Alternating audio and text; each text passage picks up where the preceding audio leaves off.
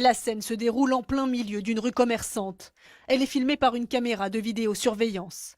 Il est 19h40 hier soir à Marseille lorsqu'un homme surgit d'une voiture et tire sur un groupe de 3 personnes. 2 hommes décèdent, un autre est blessé. Une expédition meurtrière en présence de nombreux témoins. Des tirs à l'arme longue dont les balles ont transpercé la maison de cet habitant. J'ai même pas vu hier soir. Il y a des balles là, dans le mur Encore sidéré. et les vitres. Hein. Ouais. La balle elle est passée à travers la vitre, elle est par terre. Et ouais. Si vous aviez été là? Il y aurait eu un mort, c'est sûr. Ce commerçant travaille juste en face. Il fermait sa boutique au moment des faits. D'un coup, j'ai entendu tac, tac, tac, tac, tac. Je me suis cherché. Et puis d'un coup, j'ai vu qu'en face, il arrosait. Presque j'allais me jeter par terre. Ce matin, dans ce quartier plutôt tranquille de Marseille, c'est l'incompréhension.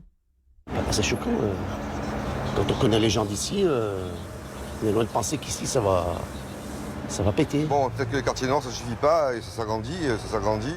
Les victimes âgées de 24 et 41 ans étaient défavorablement connues de la justice.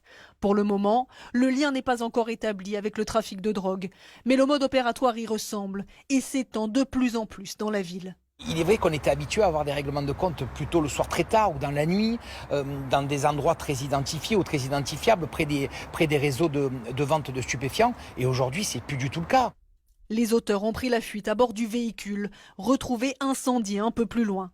Une enquête est ouverte pour assassinat et tentative d'assassinat en bande organisée. À Marseille, depuis le début de l'année, on dénombre 46 morts et 110 blessés liés au trafic de stupéfiants.